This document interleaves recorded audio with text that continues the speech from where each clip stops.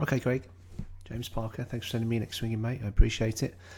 Right, so just got the info back that you're, it's a push. We're still pushing it out to the right, right? So let's an occasional pull, right? So let's diagnose those two problems first, right? So the push, we've worked really hard on increasing your turns, turning harder down into impact, and you can see where we are hitting the ball there.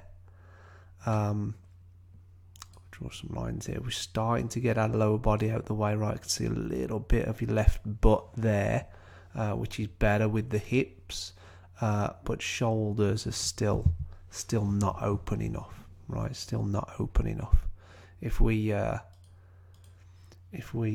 you down to P6 here, your shoulders are still pointing very much off to the right. Okay. The pattern of the pros is that a P6 there, the shoulders are back to 0, right? So as they go back, shoulders turn about 90 degrees, hips turn about 45 degrees. As you get down to P5, right, left arm parallel with the ground, the pattern of the pros, right, something you can keep in mind here, is the hips get back to about 0, right? So the hips get back to square, if you like, where they were at setup, about where they were at setup. And then when they get down to P6 there, their shoulders get back down to 0, about, around about where they were at setup. And you can see your shoulders, we can still see a lot of your left shoulder, a lot of the left side of your chest. So that just tells me your shoulders are still pointing off, to the right, right? And then you can see it impact. Get rid of those lines. Now you're kind of back to 0 with your shoulders, right? We want to be there at P6, right? We want to be there at P6. So you just got to turn harder, right? You just got to turn harder. So a good way of thinking about it would be, as you start down, right? You should already be pushing down under that lead foot, right? Before you start down, right? So you're pushing down under the lead foot. You should have some connection underneath your left armpit, right? So get a T-peg there, an old glove, something like that, and use that connection to pull your shoulders, right? So this bit right here, this connection between your shoulder and the left side of your body, what you're going to use then is you're going to use this connection right here, right, to then pull. Right, so you should already be pushing down under your lead foot to start the downswing, and then you're gonna really pull with that left side of the body. Right, the left shoulder, if it's connected to the left side of the torso, is then gonna pull that left side of the torso out of the way. So when we eventually come down to here, right, we'll have pulled that. Get rid of these lines. We'll have eventually pulled that left shoulder and that left side of the body out the way. All right, so that's what I want you to think about. So that's how you're gonna stop the push, right? The pull, and we've spoke about this before. The pull comes from the wrist breaking down. So if we get rid of these lines here, you can see how just through impact, how that right wrist really starts to come out of its right bending condition, right? So through impact, we want this right wrist to be bent, and we want to feel as though this left wrist is bowing or flexing, right? That's called palmar flexion, where you're just flexing your left palm towards the inside of your arm, right? That's called bowing the left wrist. So you can see this kind of start to break down a little bit, and then that starts to get straight. So that's gonna effectively close the club face, so the blade's gonna point a little bit off to the left. So that's where your pull is going to come in from as well. So that's an easy fix as well. You just got to feel as though that left wrist bowing a little bit more, right? Good example of that is Grady swing. Good example of that is that. Right, so you can see how his left wrist is kind of going this way, right, kind of bowing, and that right wrist has stayed flexed. The right wrist has stayed bent, right. So here you'd expect the club to be up here, but you can see just how he's kept that left arm and that shaft kind of straight post impact, right. So you could do it either way. You could feel about your right hand staying bent, but the way I would do it is control your lead wrist. You want to really feel as though you're flexing that lead wrist or bowing that lead wrist. Okay. So let's get your swing back up again. So another reason why you're possibly pushing it is you look as though, if we look down here, look at your club face. Club face just looks a little bit open, doesn't it, at address? Right, club face looks as though it's just pointing off to the right a little bit too much, right? So you know, I want it pointing off to the right, but a very minimal amount, right? Some people get into it and then they're pushing it, they're pointing the club face too far to the right, right? So that's another reason why where your push could come from. Okay. A little added point from the last video that I sent you. You know, I was talking, and this is all I sent you back, right? Because this is important. When you're swinging, when you put your hands on the club there, right? When you put your hands on the club, your right palm sits on top of your left thumb. That's a pressure point, right? You've got 3 pressure points in your hands, right? That's a pressure point. So your right hand, the right palm, has to establish some pressure against the left thumb. And then as we start swinging, it has to, so there, look, right? You can see how your right hand is still pushing against your left thumb because I can't see your left thumb. As we get up to here, I can see your left thumb. Right, so your right hand has come away, your right palm has come away from your left thumb. So I really want you to work hard on keeping that, keeping that pressure against your left thumb, mate. You've got to. You won't find any good golfers, like really good golfers, who their hands come away from the left thumb. Once you establish the grip, you've established all the pressure points in the setup. Right, your right trigger finger against the side of the grip, the right palm against the left thumb, and your left the top 3 fingers of your left hand. The top 3 fingers just squeezing the club, gripping the club. Once you've established all those pressure points, they stay there. Right, we don't start moving and swinging and then they start coming away, because if they come away there, right. Then as you start down, you've then got to re-establish that pressure. So they come away there, look. You then get up to the top. Move that circle. And then as you start to come down, you start to re-establish the pressure. So now you start to put your right hand back against your left thumb. Right?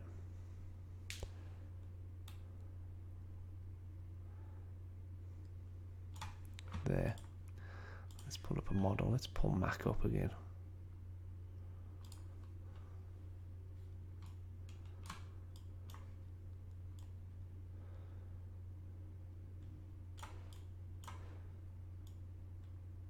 There. So you see his right hand stays against his left thumb. Can't see his left thumb, right? His right hand's pushing against his left thumb all the way up to the top, all the way down, right? And you can see what that does with the lag, right? If you're pulling your left shoulder, right, like what we talked about, you're pulling the left shoulder this way because you're connected against your torso. Then if you're doing a nice job keeping your hands on, you can then get that sort of lag as you come down.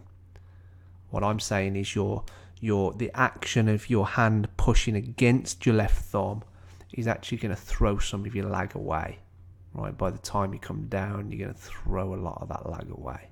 Okay, so that's important. That's a big one. That's why I picked it up the last lesson. That's why I sent you that back the last lesson.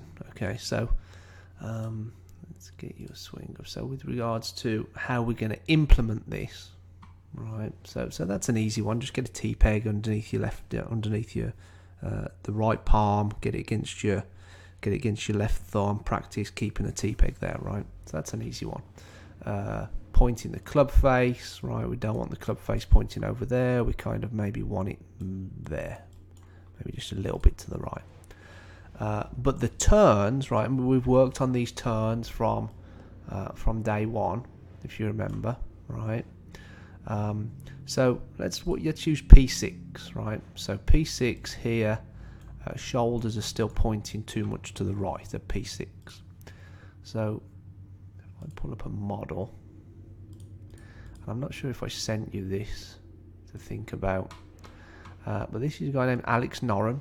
All right, I think he's playing on the Ryder Cup team. I think he's qualified for the European Ryder Cup side this year. Really good golfer, won a lot of tournaments over in Europe. This is his drill, all right? Not sure who he's working with, who's his coach, but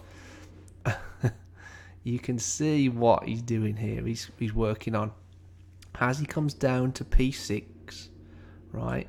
Number one, the club head's still behind his hand slightly, right? Number two, look how much he's opening his turns with his hips and his shoulders, right? Down to P6, right? So that's what he's working on. He's working on that. He's working on ingraining that, burning that feeling into his swing, right? Let's get your turns out the way, right? Really turning left, shoulders and hips, whilst keeping the club head behind your hands. That's your drill, that's your feeling. And then from impact, and then coming down into impact there, look at what he's feeling at impact. Look how far left his hips and shoulders are pointing at him. I mean, that he's not going to get there in his actual golf swing, but that's his drill, that's his exercise, right? And I think that's that's really eye-opening what he's working on there, right? This is a world-class golfer. He's working on making sure he's opening his turns enough at impact, right? That would be a really good exercise for you, right? And also the knock-on effect as well is that when you turn harder, you're gonna be able to then get your hands more forward, right? So at impact here, let's say there, your hands are still a little far back on the circle, right? Again, if we pull up Mac,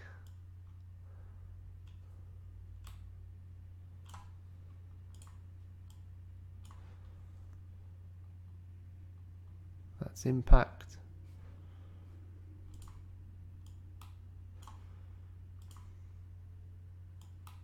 Much further forward on the circle, right? Much further forward on the circle. But to get there, he's had to get his shoulders out the way a bit more, hips out the way a bit more. Okay. So all these things are going to start improving once you start opening your turns more. Okay, mate. So that's it. Those few little things, mate. But let's show you an example as well. Let's give you some kind of point of reference. So where are we? It was September.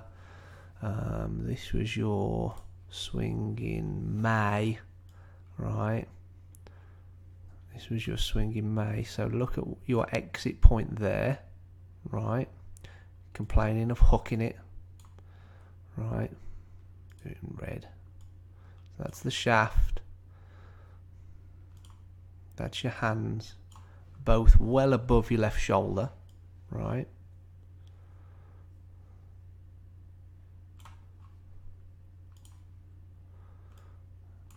Whoops. little dials dialed in. There's your shaft. There's the hands. All right.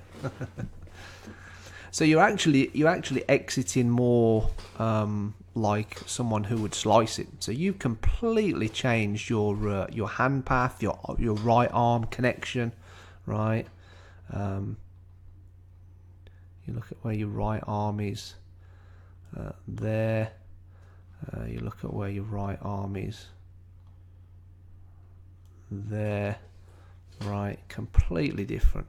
Right, completely different. So your hand path and your right arm connection are just completely different. I mean, just changing that, you're going to see a massive difference in your ball flight. You're going to eliminate a lot of the hooks, a lot of the left shots, right, which you've probably already seen, probably shooting some lower scores.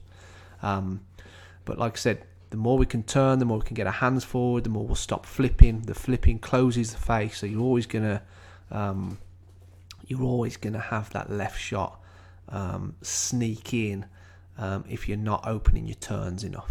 Okay, mate. So practice the Alex Noren drill. A few of those other little things that we talked about. Not to open with the club face, right palm connected to your left thumb, and then send me your next swing in when you're ready. Thanks, Craig.